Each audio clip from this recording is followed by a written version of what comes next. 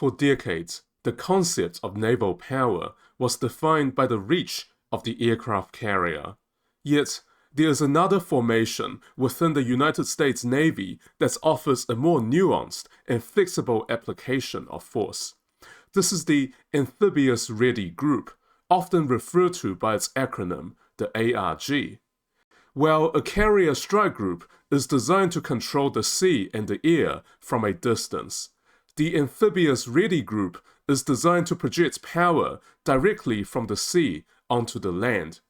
It represents a sovereign piece of territory that can move across the world's oceans, carrying a complete combined arms force ready to respond to a wide range of contingencies.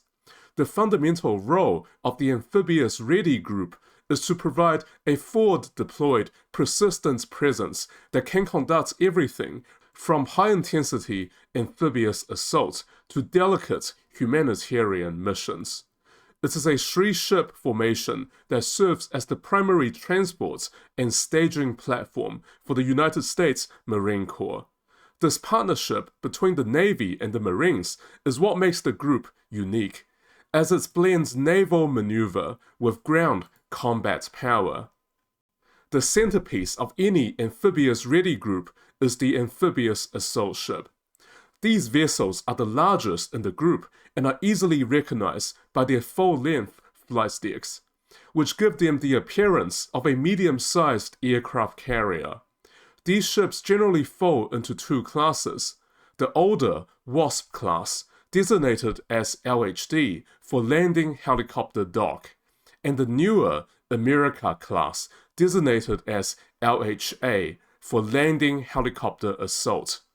A Wasp-class ship is a massive vessel measuring approximately 257 meters in length and displacing over 40,000 metric tons when fully loaded. Its primary purpose is to serve as the flagship for the group, providing the command and control facilities necessary to coordinate a complex landing operation. The Wasp class features a well deck, which is a large internal docking area at the stern of the ship. By taking on water and lowering its aft section, the ship can flood this deck, allowing landing craft to float directly out of the hull and into the open sea.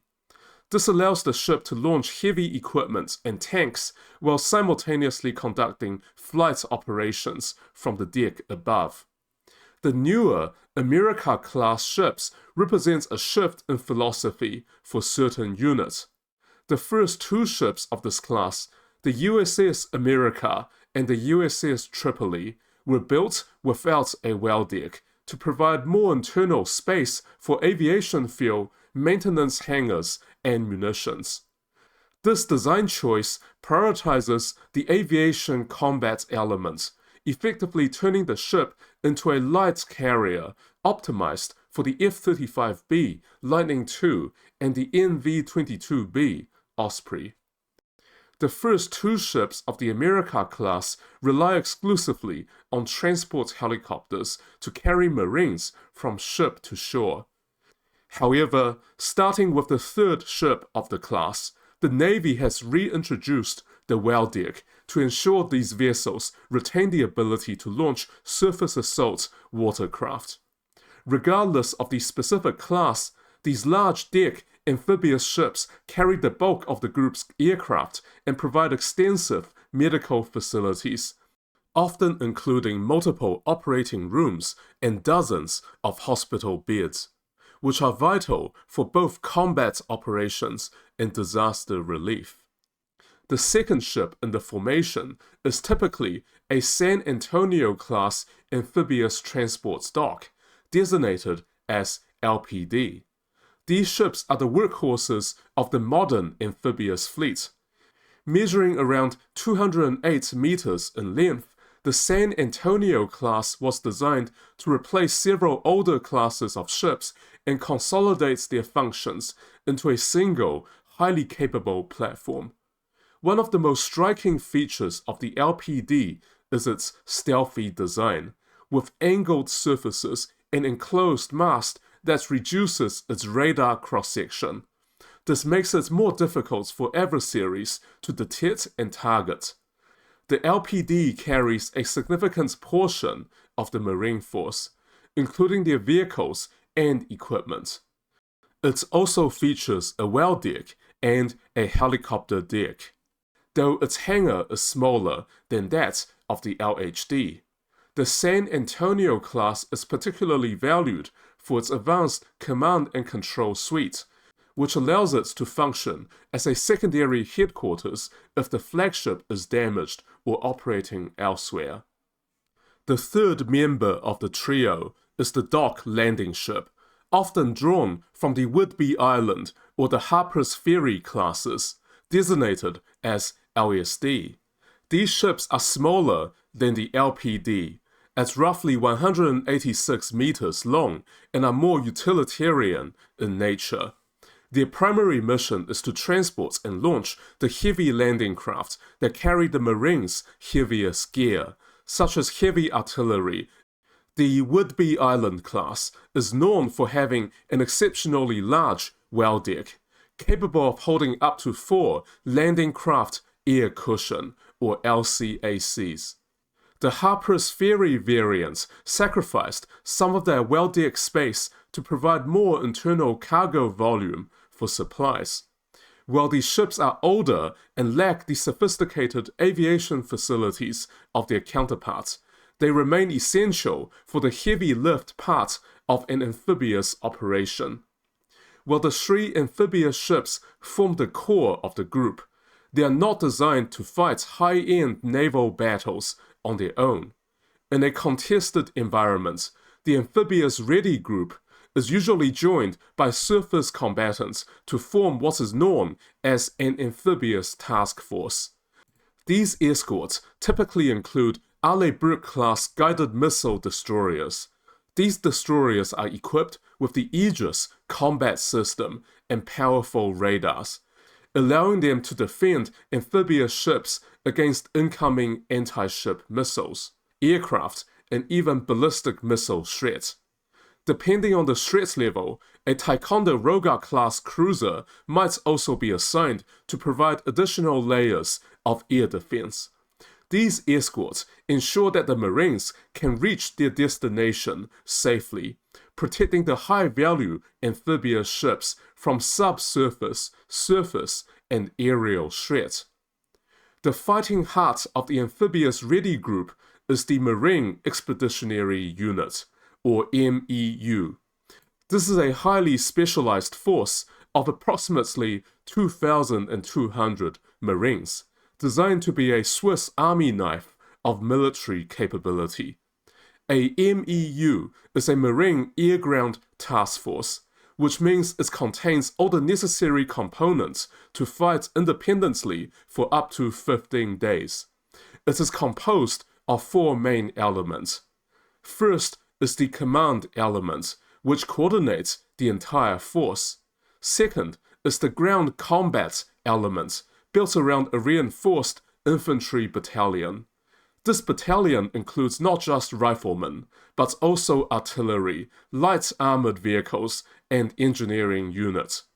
Third is the aviation combat element, which provides the group with its own organic air force.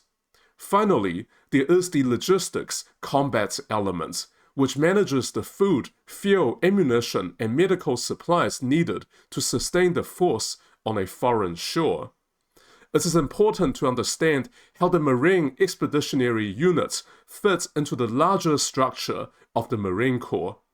The MEU is the smallest of the standing Marine air-ground task forces. When a larger conflict arises, multiple MEUs or additional forces can be combined to form a Marine Expeditionary Brigade, or MEB. A brigade typically consists of around 15,000 Marines and is commanded by a brigadier general. It possesses significantly more firepower and can sustain itself for 30 days. At the top of the hierarchy is the Marine Expeditionary Force, or MEF. A MEF is a massive corps-level formation of 50,000 or more Marines. Because a MEF is so large, a single amphibious ready group cannot carry it. Moving an entire Marine expeditionary force requires a massive sealift effort, including dozens of amphibious ships, additional cargo vessels from the military sealift command, and significant protection from multiple carrier strike groups. The ARG and its MEU are therefore the vanguard, the first responders who hold the line until these larger formations can arrive. The aircraft deployed within the amphibious ready group are what gives the unit its incredible reach and lethality. Perhaps the most technologically advanced of these is the F-35B Lightning II. This is the short takeoff and vertical landing, or STOVL, version of the Joint Strike Fighter. Unlike the variants used by the Air Force or the larger Navy carriers, the F-35B uses a massive lift fan behind the cockpit and a swiveling engine nozzle at the rear to land vertically on the deck of an LHA or LHD. This stealth fighter provides the Marines with fifth-generation capabilities, including advanced sensors and the ability to penetrate sophisticated enemy air defenses. Its presence transforms the amphibious assault ship into a formidable strike platform, capable of conducting air superiority missions and precision ground attacks. The primary transport for the Marines is the MV-22B Osprey. The Osprey is a tilt-rotor aircraft, meaning it can rotate its wingtip engines to take off and land like a helicopter, but fly with the speed and range of a fixed-wing airplane. With a cruising speed of over 440 km per hour, the Osprey allows Marines to be launched from ships that are hundreds of kilometers away from the target, well beyond the horizon and out of sight of enemy coastal defenses. This capability revolutionized amphibious warfare, as it moved the starting line of an assault much further out to sea. For heavy lifting, the group relies on the CH-53K King Stallion. This is the newest and most powerful helicopter in the American inventory. It is designed to carry heavy equipment, such as armored vehicles or large pallets of supplies from the ship to the shore. The King Stallion can lift over 12,000 kilograms of cargo externally, making it vital for establishing a foothold on land and keeping it supplied. Supporting these transport aircraft are the AH-1Z Viper and the UH-1Y Venom. The Viper is a dedicated attack helicopter, bristling with missiles, rockets, and a 20mm cannon, used to provide close air support to Marines on the ground. The Venom is a utility helicopter used for command and control, medical evacuation, and light transport. Together, these aircraft provide a balanced mix of speed, power, and utility that allows the Marine expeditionary units to dominate the airspace above the battlefield. The process of conducting an amphibious landing has evolved significantly since the days of the Second World War. Rather than storming a heavily defended beach in a frontal assault, the modern amphibious ready group utilizes a concept known as ship-to-objective maneuver. This strategy focuses on using the sea as a maneuver space to find and exploit gaps in the enemy's defenses. This stands in contrast to World War II, when landing forces would simply follow pre-planned landing routes, with very little in terms of flexibility at a tactical level. In the textbook conduct of a modern amphibious operation, a landing generally begins with the F-35Bs and AH-1Z Vipers striking key enemy radar sites and coastal batteries. Simultaneously, MV-22 Ospreys carry infantry squads deep inland to seize high ground or key infrastructure, bypassing the shoreline completely. While the air element moves inland, the surface landing element begins its transit.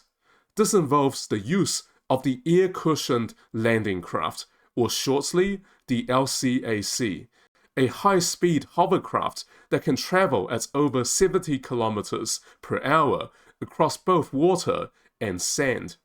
The LCAC is launched from inside the amphibious assault ship. Each assault ship typically carries about 3 LCACs. The LCAC is essential because it can access over 70% of the world's coastlines, compared to only 15% for traditional landing craft. These hovercraft bring the heavy equipment, such as heavy artillery and logistics trucks, directly onto the shore.